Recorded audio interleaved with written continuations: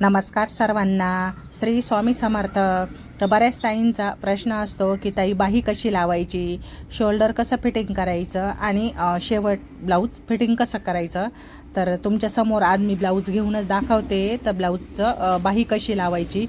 तर आपण जर शोल्डर म्हणजे खांद्याचा जो भाग असतो ना, त्या भागावर बाहीचा सेंटर काढून आपण छोटासा पॉईंट करून घेतला. पॉईंट केल्यानंतर शोल्डरच्या त्या भागाला हा बाहीचा जो पॉईंट आहे ना तो ठेवून आणि सेंटरपासूनच बाही लावायला सुरुवात करायची. तर हे बघा, आता तुमच्या समोर दिसत असेल मी अशा प्रकारे बाही लावते. हळूहळू हळूहळू गोलसर आकारामध्ये आपण जसा बाहीचा आकार आहे ना, मुंड्याचा आकार आहे ना, तर त्याच आकारामध्ये आपण हळूहळू मशीन फिरवून बाहीचा आकार गोलसर द्यायचा. जर आपण फास्ट आणि जोरात टिप मारत राहिलो ना, तर त्या बाहीला अशी बारीक चुन्नट पडते आणि आपल्या ब्लाऊजला फिनिशिंग येणार नाही. त्यामुळे हळूहळू टिप मारायची.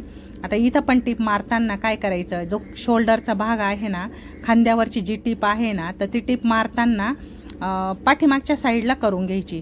पाठीमागच्या साईडला केली की मग जो मागचा भाग आहे ना, तर तो पुढे उचलला जात नाही आणि पाठीमागेच व्यवस्थित स्ट्रेक राहतो. त्यानंतर बाही जोडून झाली. बाहीला मी डबल टिप मारून घेतली. डबल टिप मारल्यानंतर आहे ना, जो कडाचा जो साईडचा जो कपडा आहे ना उरलेला, तो कपडा कट करून घेते. तर मी ही सरळ म्हणजे उलट साईड नाही करत फिटिंग, सरळ साईडने फिटिंग करते. का की हे ब्लाऊजचं माप मोठं आहे आणि मार्जिंगला पण कमी राहील, त्यासाठी मी सरळ टिप मारली. तर तुम्ही उलट फिटिंग पण करू शकता. उलट फिटिंगने काय होतं की आपल्या ब्लाऊजला फिनिशिंग छान येते. आता इथं मी 1.5ला खाली पॉईंट करून घेतला, म्हणजे 1.5ची फिटिंग येते या ब्लाऊजला आणि वरती दंड घेर येतोय 11. तर अशा प्रकारे मी फिटिंग करून घेतली.